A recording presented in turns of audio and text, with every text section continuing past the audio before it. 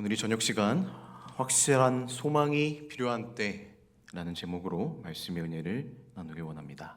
확실한 소망이 필요한 때. 먼저 잠언 13장 12절에 있는 말씀을 읽어드리도록 하겠습니다. 잠언 13장 12절의 말씀입니다. 소망이 더디 이루어지면 그것이 마음을 상하게 하거니와 소원이 이루어지는 것은 곧 생명나무니라. 이 현재를 살아가는 우리들은요, 언제나 그 현재만으로 살아갈 수는 없는 존재이지요. 우리는 현재라는 시간을 살아가지만 과거를 추억하고 되새겨보기도 하면서 또 아직 닥치지 않은 미래를 생각하고 계획하기도 합니다.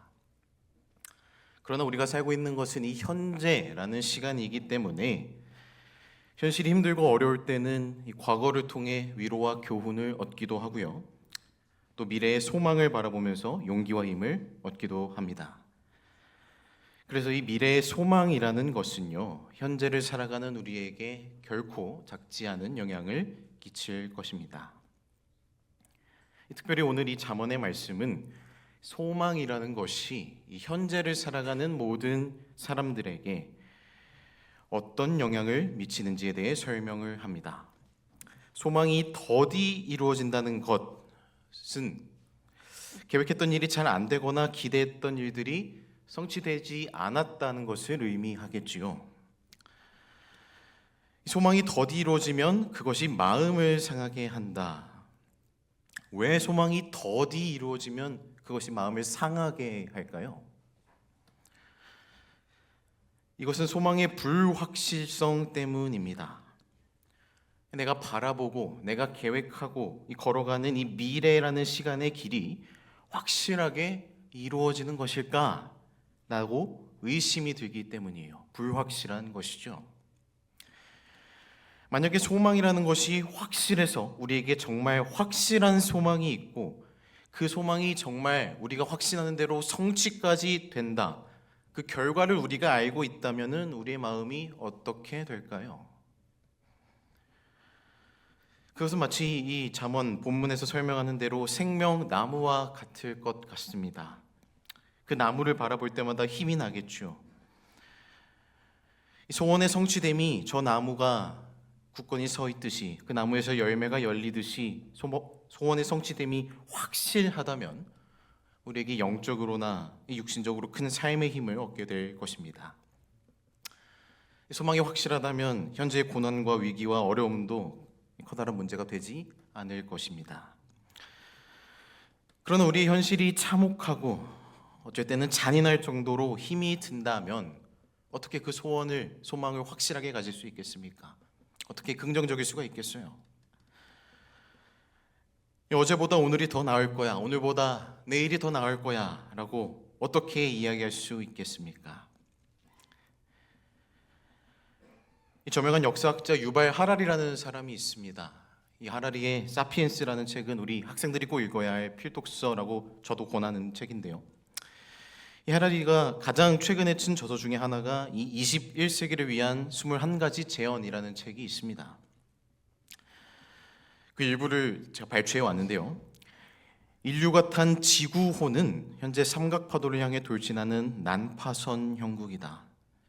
하지만 이 거함에 조타실이 따로 없다는 사실이 타이타닉 이상의 비극을 예고한다.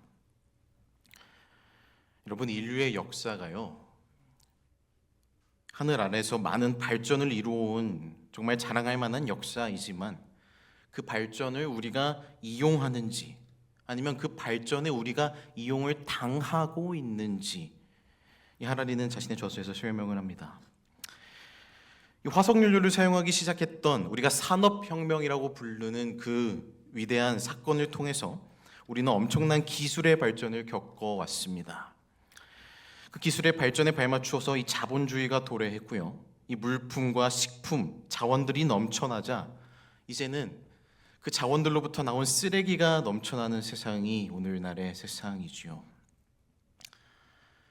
기술은 발달했지만 그 발달은 핵무기가 만들어지게 했고 그것은 전 세계를 위협하게 했고 기후의 변화가 일어나게 해서 이상기후로 전 세계가 매년 엄청난 피해를 받고 있습니다.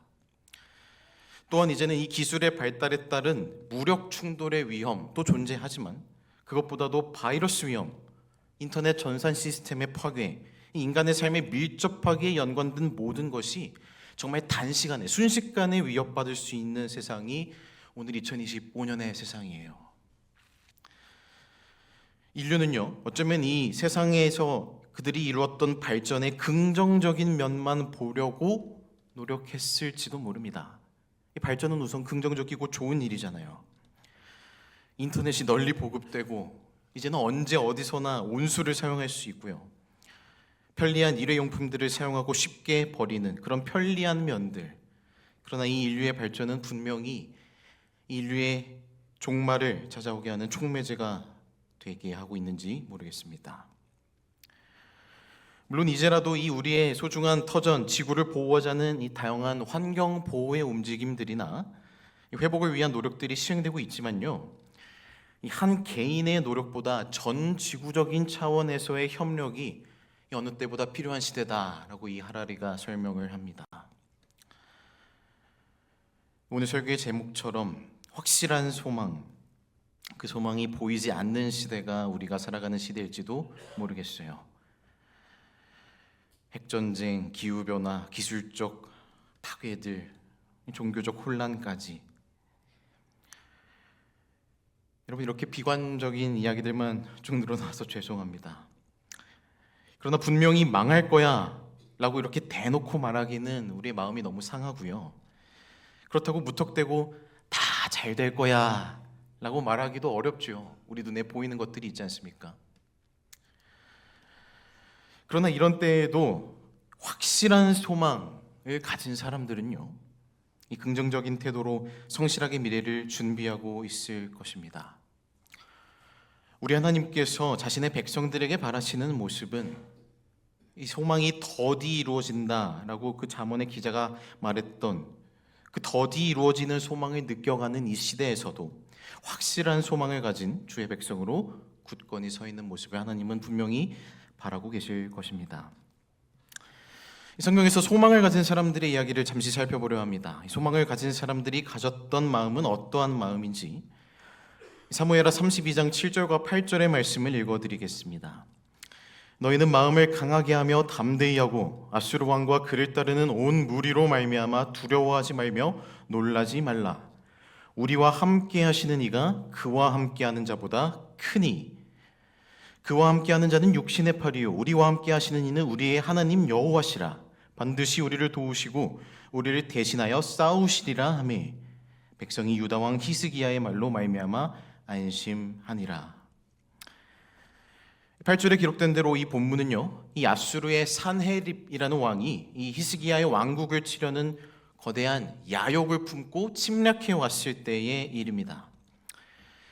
이 산헤립이라는 왕은요, 그 후에 이스라엘에게 침략했던 이 바벨론 느부갓네살, 여러분 잘 알고 계시죠? 이 느부갓네살과 마찬가지로 이 당시에 매우 두려운 압제자로서 이 하나님의 백성들을 두려움에 떨게 했던 왕입니다.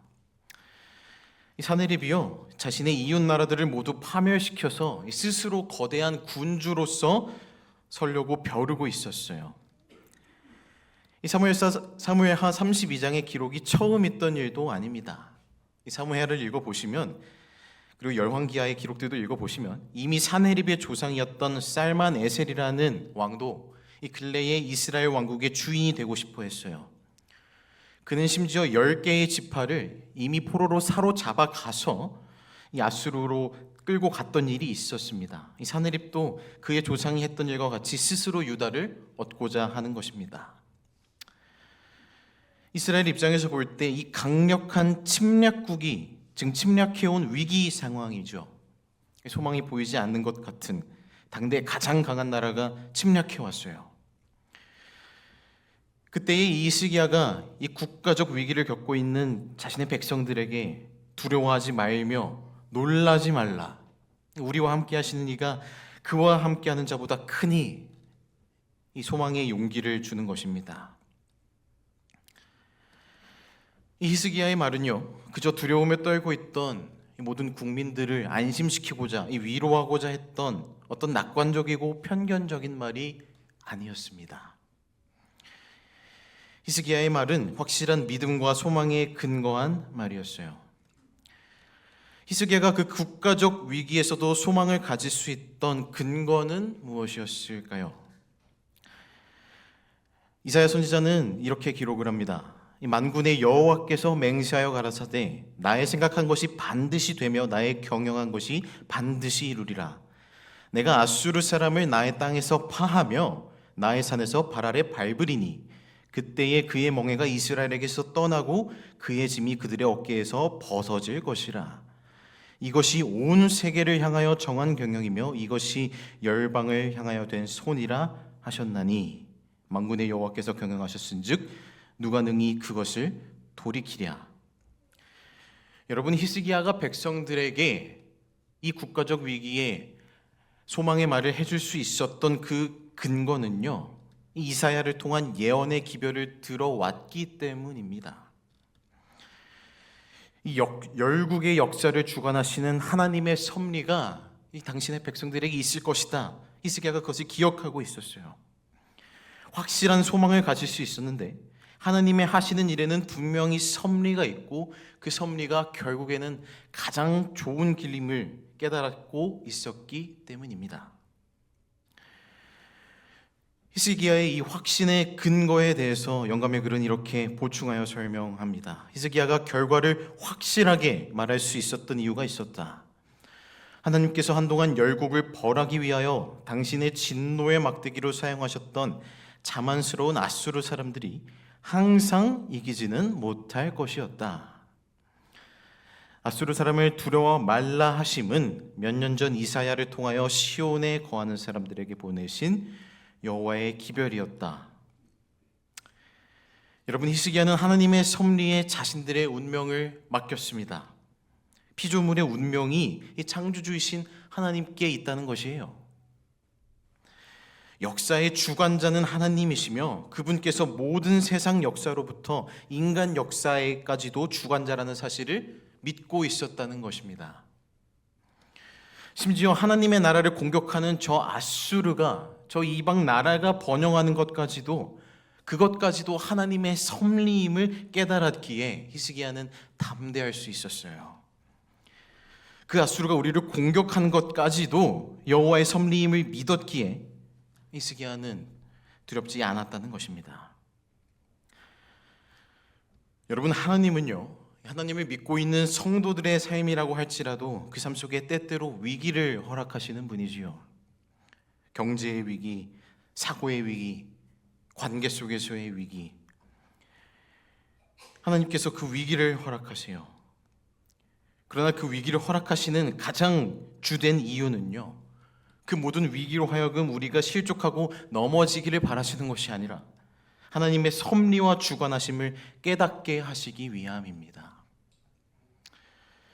그래서 우리는 그럴 때마다, 그 위기가 올 때마다 어떻게 해야 할까요?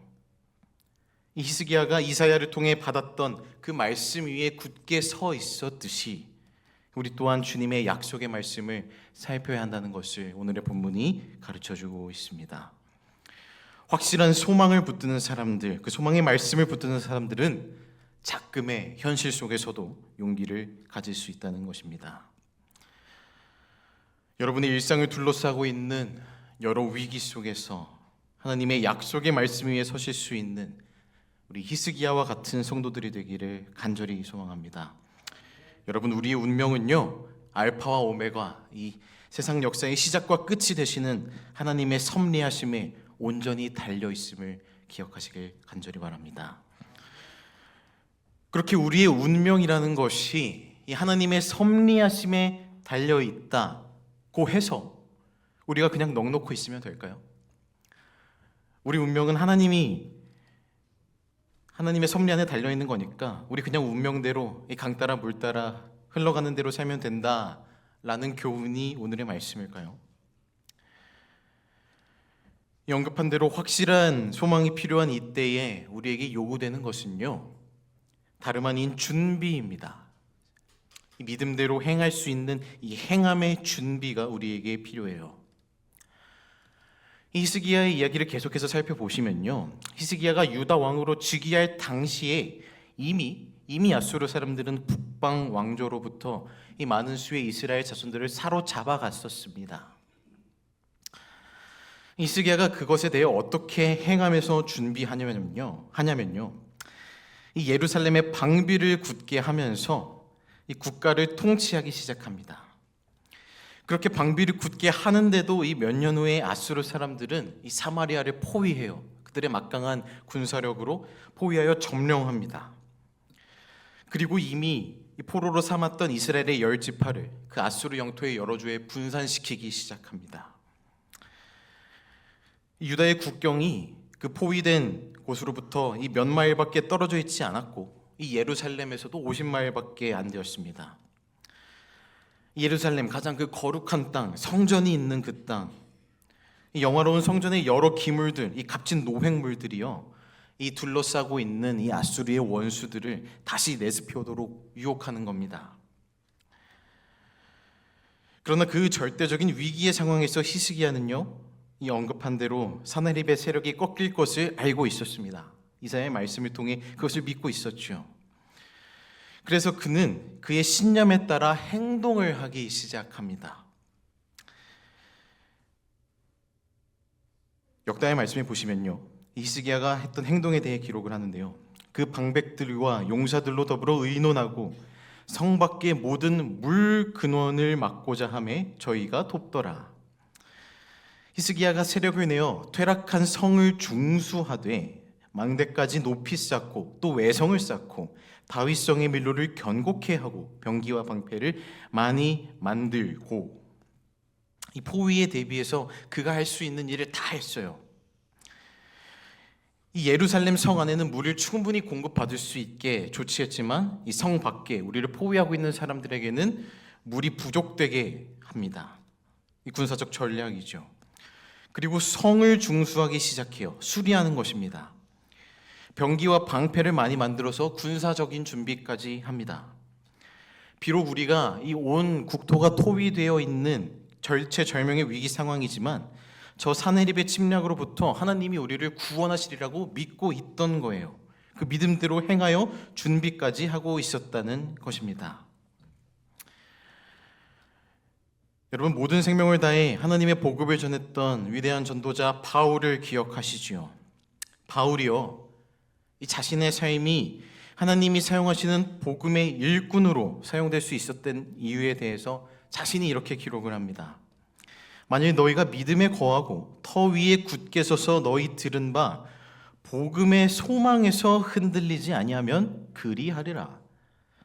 이 복음은 천하 만민에게 전파된 바요, 나 바울은 이 복음의 일꾼이 되었노라. 복음의 소망, 그 복음의 소망에서 흔들리지 말라. 우리를 향해 약속된 그 구원의 소망을 확실하게 믿고 너 담대히 행하라고.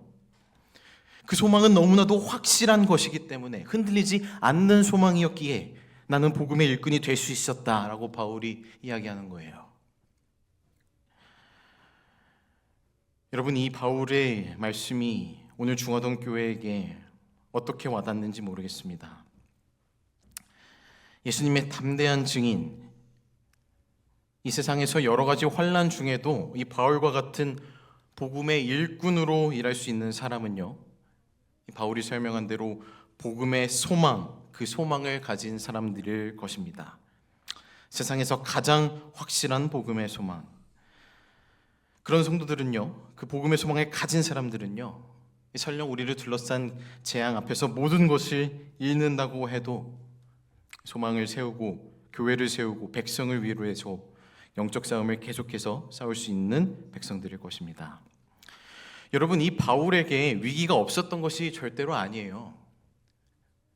바울이 그 소망을 가지고 있었음에도 바울에게 위기가 없었던 것이 아닙니다. 사도 바울이 죄인의 신분으로 이 로마로 가는 배에서 대형 파도를 만나게 되지요. 이 유라굴로라는 광풍을 만나서 정말 목숨의 위기를 겪어요. 얼마나 큰 파도였는지 그 큰 풍랑이 그대로 있음에 구원의 여명마저 없어졌더라라고 기록합니다. 이 바울이 구원의 복음을 전하며 살았던 사람인데 그가 겪었던 그 위기가 하나님이 복을 주시는 것이 아니라 구원의 여명마저 없어지는 이 경험을 하게 하세요. 그 절체절명의 위기 때에 이 바울이 했던 그 행함의 믿음은 우리에게 참으로 많은 교훈을 주고 있습니다. 사도 바울이 그 절체절명의 위기 상황에서 가장 먼저 했던 행동은 하나님의 음성을 들었던 것이었어요. 하나님의 사자가 어젯밤에 내 곁에 서서 말하되 바울아 두려워하지 말라. 내가 가이사 앞에 서야겠고 또 하나님께서 너와 함께 항해하는 자를 다 내게 주셨다 하였으니. 이 하나님의 음성을 들었다는 것을 바울이 고백하면서 두 번째로 했던 행동은 배 안에 있는 사람들을 안심시키는 것이었습니다. 그러므로 여러분이여 안심하라. 나는 내게 말씀하신 그대로 되리라고 하나님을 믿노라. 이 사람들을 안심시키고요, 이 사람들의 기운을 차리게 하기 위해서 그들에게 음식을 먹이고 이 풍랑을 대비하기 위해서 버려야 할 것들을 배에서 버리기 시작합니다. 배부르게 먹고 미를 바다에 버려 배를 가볍게 하였더니. 바울이 그 소망을 가지고 그 구원의 믿음을 가지고 가만히 있던 것이 아니라 행함이 있는 믿음을 보여주고 있는 것이죠. 자신의 믿음대로 이 사람들에게 행하고 있는 것입니다. 풍랑과 허기짐, 이 여러 가지 위기, 삶의 희망을 갖지 못하고 그 절체절명의 위기 속에서 절망 가운데 빠져들 수도 있었지만 바울은 자신이 믿고 있는 대로 하나님께서 자신에게 약속하시고 말씀하시는 그대로 확실한 소망을 가지고 행동하는 모습을 보여주었다는 것이에요. 여러분, 이 재림 성도들이라는 사람들은 이 유라굴로와 같이 불안한 세상 속에서 예수 그리스도를 통한 구원의 좋은 소식을 전할 수 있어야 하겠지요. 바울이 그 흔들리는 배 위에서 자신의 행함대로 믿음대로 행했던 그 모습들처럼 불필요한 것들을 버렸던 것처럼 우리도 우악한 습관을 버려야 할 것입니다. 여러분, 본문의 말씀으로 돌아와서 히스기야가 했던 확실한 소망의 위로를 다시 읽어보시죠. 너희가 마음을 강하게 하며 담대히 하고 아수르 왕과 그를 따르는 온 무리로 말미암아 두려워하지 말며 놀라지 말라. 우리와 함께 하시는 이가 그와 함께 하는 자보다 크니. 이 원수를 대적하기 위하여 모든 것을 준비하고 이 선지자를 통해 주어진 하나님의 말씀을 의지하면서 하나님의 섭리 안에서 확실한 소망을 가졌던 히스기야는 이 위기의 때에 백성들에게 큰 용기를 주었습니다. 그것은 무책임한 낙관론이 아니었어요. 허무맹랑한 무모함도 아니었습니다. 그에게는 분명한 소망의 확실한 이유와 근거가 있었어요. 그리고 그것은 현실의 위기를 넘길 수 있는 소망을 가져다 주었던 것입니다. 히스기야가 망대와 외성을 쌓고 이 다윗성의 밀로를 견고케 하고 병기와 방패를 만들고 조직을 개편했던 것처럼 오늘날 우리 삶의 교회, 이 영적인 성을 중수하고 망대와 외성을 쌓아야 우리가 영적 대쟁투 속에서 준비된 백성들로 살아갈 수가 있겠죠. 히스기야와 그 백성들처럼 확실한 소망을 가진 교회, 이 영적 대쟁투에서 승리할 수 있는 성도들이 있는 교회가 우리 중화동 교회가 되었으면 참으로 좋겠습니다. 여러분, 노인과 바다라는 소설을 아시지요? 이 미국의 소설가 어니스트 해밍웨이의 대표작입니다. 제목 그대로 어부였던 한 노인의 이야기예요. 이 멕시코만이라는 그 넓은 바다에서 평생을 고기잡이로 살아온 어부 이 산티아고가 주인공으로 나옵니다. 이 산티아고는 바다에서 고기를 잡는 데는 이골이 난 사람이었어요. 그의 평생 동안 낚시를 했습니다. 그런데 어느 그 노인의 시절을 보내고 있던 한때요, 무려 84일 동안 한 마리의 고기도 잡지 못했습니다. 그 긴 기간 동안 고기를 낚지 못한 채 실망의 시간을 보내고 있었어요. 이 85일째 되는 날도 역시 그는 작은 배를 타고 바다로 나갔습니다. 그런데 그 85일째 드디어 큰 고기를 입질을 겪게 됩니다. 이 얼마나 큰 고기였는지 이 자신의 배보다 60cm가 더 길었던 이 배보다 컸던 고기였어요.